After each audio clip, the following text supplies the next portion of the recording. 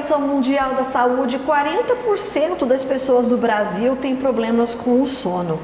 E segundo a Sociedade Brasileira do Sono, são pelo menos 70 milhões de brasileiros que não dormem bem. Para falar sobre este assunto, a gente vai conversar agora com o Dr. Fábio Macchione, que é pneumologista e especialista em medicina do sono.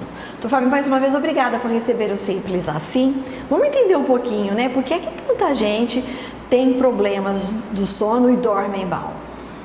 Inicialmente, eu gostaria de agradecer mais uma vez a oportunidade, né, de estar conversando com o seu público, né? Esclarecer sobre um tema que é extremamente importante, que é a questão do sono de qualidade ruim, né? A gente acredita que essa questão do sono, ela sempre foi muito prevalente na população. Esses números, eles não surpreendem quem trabalha na área. Mas a gente tem convicção que a vida moderna está contribuindo cada vez mais para a piora do padrão de sono das pessoas.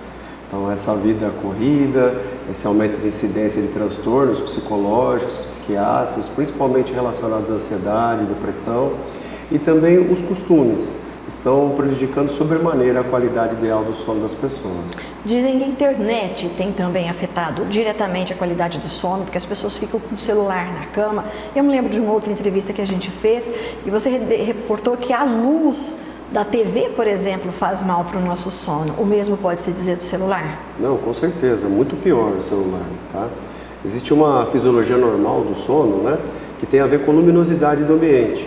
Então, nosso cérebro, ele é informado que é a hora dele começar a produzir hormônios de relaxamento quando a luz começa a cair no final da tarde. Isso é natural, isso é a nossa espécie. O que acontece é que quando a luminosidade abaixa, a gente tem uma glândula no cérebro que começa a produzir a substância que chama melatonina, que ela é o nosso regulador do nosso relógio biológico. Então, a vida moderna, com esse excesso de estímulo, principalmente visual, e principalmente computador, notebook, celular, ele produz uma luminosidade que é chamada de LED azul. É uma monstruosidade a intensidade dessa luminosidade.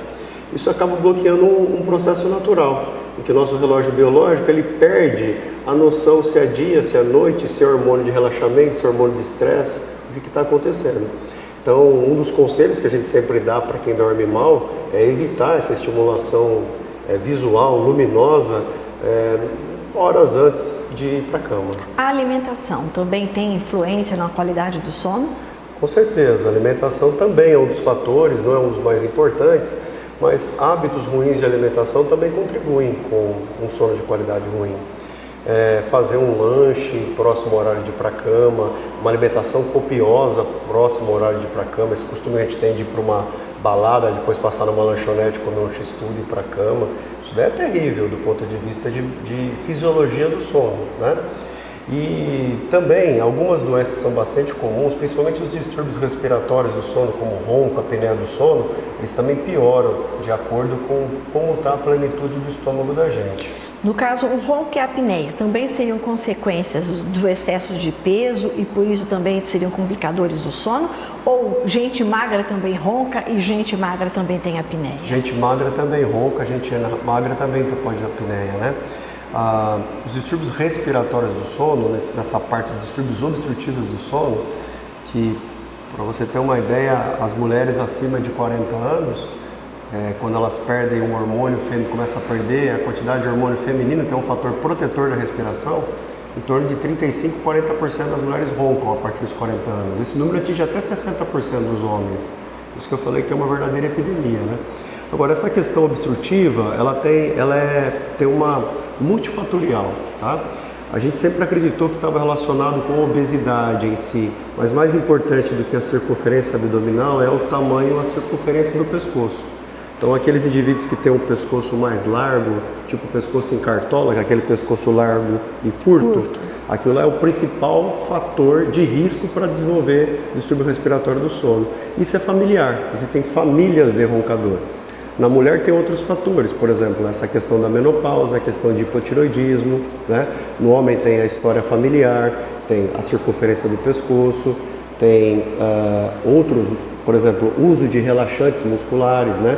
Então, a nossa população é uma população que usa e abusa, eu acho que mais que abusa do que usa dos tais remédios para dormir. Essa classe dos tarja pretas, que são chamados benzodiazepínicos, eles não são remédios para dormir, eles são sedativos, né? Então o que eles fazem é a pessoa ir para um nível de sedação que ela acha que dormiu, mas ela não respeita a fisiologia normal do sono e à medida que ela vai usando, cada vez mais ela vai tendo um sono de péssima qualidade. O problema dessas drogas é que não é que dorme se tomar, depois de um tempo não dorme se não tomar, porque dada a dependência química que a droga, né? E essas medicações, eu voltando agora no contexto, elas estão relacionadas com relaxamento muscular. Então, às vezes, um paciente com apneia grave vai no médico, uma pessoa que não está bem familiarizada, não estou dormindo, estou cansado, estou com sono de dia, toma esse remedinho. É aí que o sintoma piora ainda mais, porque o relaxamento é maior. Agora, voltando lá à questão dessas pessoas que têm a questão do pescoço, que é um fator familiar, é possível tratar a apneia nesses casos, o ronco, e das mulheres também? Tem tratamento para isso? Olha, eu sempre brinco que, nesses 20 anos de experiência clínica que eu tenho, tem duas coisas que são impressionantes o tratamento para o médico. Uma delas é a hipoglicemia em pronto-socorro. O paciente chega em coma, com sintoma neurológico, parece ter um derrame, e você injeta a glicose e ele renasce. Tá. Né? E a outra coisa é pegar um paciente com apneia grave e tratar. Ele retoma tudo aquilo que ele está perdendo. Memória, concentração, irritabilidade, ânimo. Além disso, a parte física. Diminui os riscos cardiovasculares, colesterol, glicose, pressão alta, doença do refluxo gastroesofágico. Esses pacientes se urinam durante a noite, soam durante a noite, com sono de péssima qualidade. E para todos esses casos, o tratamento existe e é fundamental. É impossível você ter uma vida plena, saudável, se você não tiver um sono de qualidade.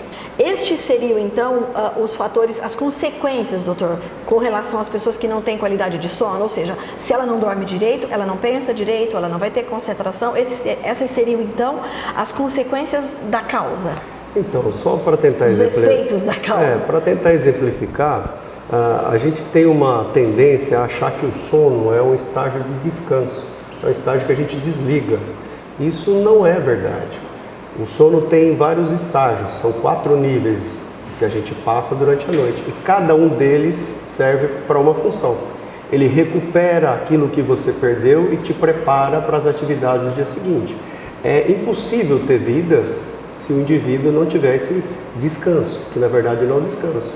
Então, os sintomas diurnos consequentes a uma noite mal dormida, eles são os mais variados possíveis, nos mais variados sistemas. Então você pode ter comprometimento psiquiátrico, comprometimento neurológico, cardiovascular, hormonal, muito importante, respiratório, sistema digestivo, tudo está relacionado com determinada fase do sono. Então, muitos dos sinais que a gente apresenta durante o dia está relacionado com aquele probleminha que você não sabe, mas que você teve à noite. E mais do que se falar em qualidade do sono, muito se fala na quantidade de sono. Qual é o tanto certo que cada indivíduo deveria dormir? Quando me perguntam isso, eu devolvo a pergunta, porque isso não é aquela regra que as pessoas falam. 8 horas, por exemplo. 7, 8 horas na população adulta, né?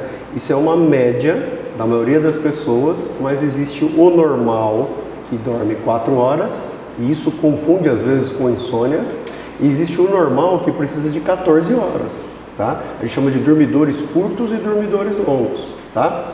O que eu gostaria de comentar também, então não existe o normal para todo mundo, existe o seu normal. E como é que eu sei se 4 horas para mim é suficiente? De acordo com o teu desempenho no outro dia. É muito comum, às vezes, a pessoa tratar de insônia a vida inteira, mas é uma pessoa monstruosamente produtiva, desempenha suas funções, o humor é normal durante o dia. Ela consegue ter o organismo dela todo esse processo no intervalo menor de tempo. Entendeu? Eu, por exemplo, eu preciso de 9 horas de sono, porque senão eu sei o que acontece comigo no outro dia. Esse sou eu. Né? Agora, isso muda de que maneira? O que é que interfere, o que é que influencia isso? Isso muda, é extremamente importante que as pessoas saibam, porque existe uma tendência que todo mundo está vendo, que é o envelhecimento da população. O sono do idoso tem uma característica especial. Após os 65 anos de idade, essa necessidade de sono cada vez mais decresce. É por isso que o bebezinho, quando ele está com 2, 6 meses de idade, ele dorme 22 horas. Ele acorda, mama, chora e dorme. O idoso não. E o idoso tem um comportamento que normalmente ele gosta de dormir cedo.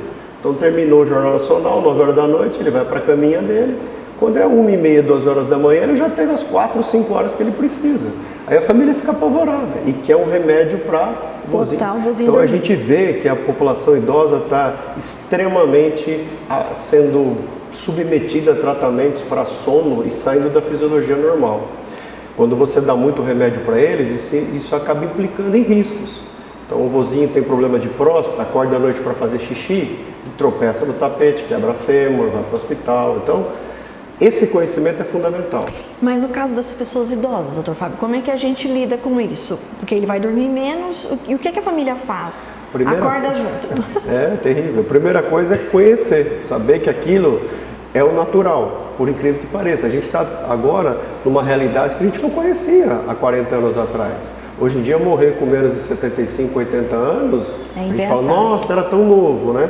A gente não conhecia essa realidade, mas essa realidade está acontecendo e vai aumentar. Então essa realidade vai ser cada vez mais, vai tirar o sono das famílias, porque o vozinho, literalmente, né? Então o que a gente percebe, ele não consegue ter uma noite contínua, 4 ou 5 horas, ele tem um sono picado e ele acaba tendo fragmentação do sono durante o dia. Então o vozinho está sentado, você está conversando com ele, de repente ele dorme e acorda.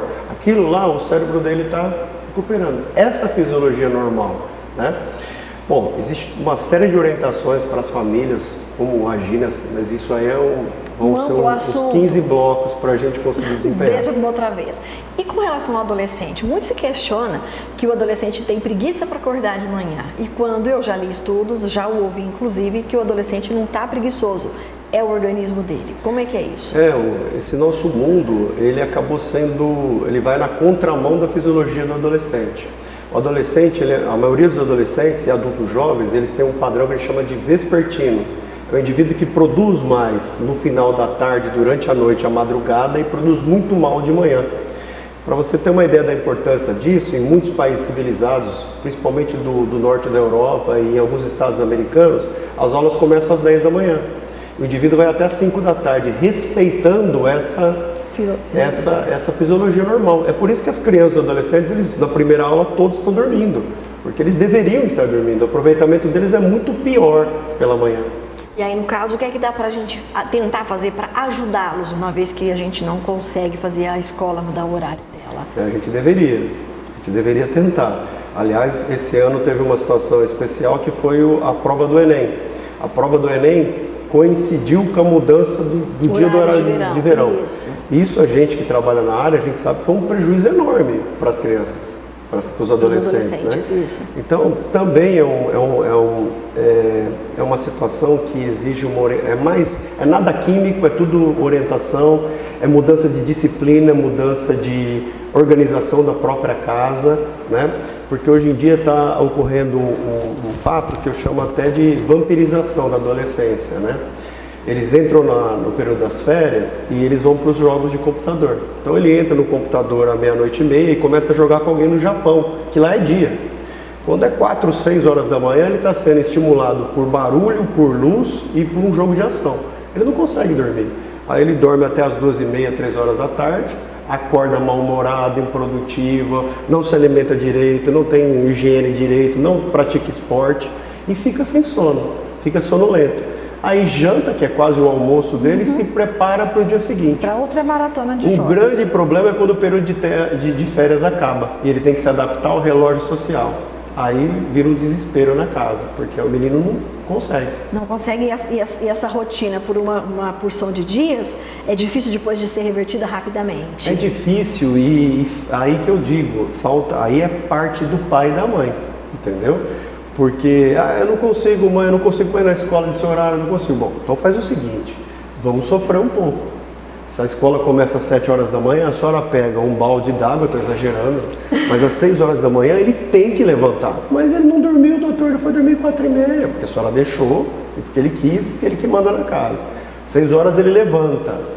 O que vai acontecer com ele na próxima noite? Vai dar 11 horas da noite, ele vai estar quebrado. Se você não quebrar esse círculo vicioso, essa disciplina, essa hierarquia, essa organização, não é uma pilulazinha milagrosa que vai fazer. E uma última questão, aquela pessoa que trabalha em turnos noturnos, e há alguns trabalhadores ainda até que alternam, né, que rodam estes turnos, então hora trabalha de dia, hora trabalha de noite.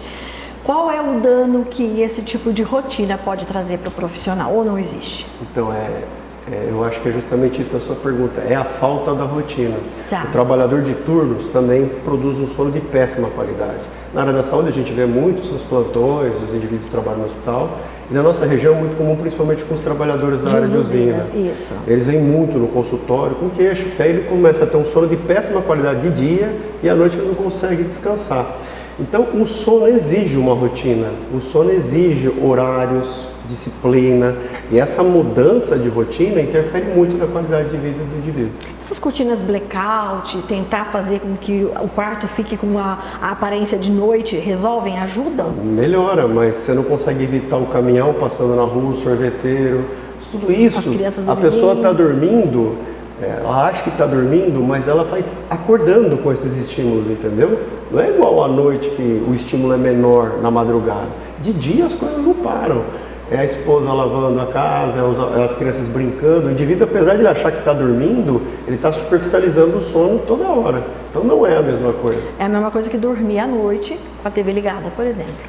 Que é uma coisa que a gente não recomenda de jeito nenhum. A pessoa fala, eu só durmo com a televisão ligada. Não, ela criou um hábito, uma rotina, mas cada vez que sai um tiroteio na televisão, o sono dela que estava lá embaixo superficializou e perdeu a qualidade. No sono, como é que é esse padrão, doutor Fábio? A gente se deita, eu durmo, eu apago e ele tem fases, não tem isso? Durante a noite a gente faz de 6 a 8 ciclos de variação desses turnos, né, dessas fases. Então a gente tem uma fase que é chamada de transição, uma fase que é chamada de sono mesmo, que é o estágio 2. Aí a gente entra nos 2 estágios mais profundos do sono, que é o sono de ondas lentas, em que o nosso cérebro entra literalmente em câmera lenta. É onde acontece, por exemplo, mastigar, bater o dente, que é o bruxismo, onde acontece o sonambulismo, a pessoa que fala, o despertar confusional, é nessa fase. E depois a pessoa entra na fase mais nobre do sono, fundamental para a nossa vida, que chama sono REM, que é o sono em que o nosso cérebro atua tão ou mais intensamente do que quando a gente está acordado. E é esse que a gente tinha que ter sempre. Esse que a gente tem que ter e tem que ter muito, porque senão a gente fica incapaz de desempenhar nossas atividades durante o dia. Muito obrigada, doutor Fábio. Eu agradeço.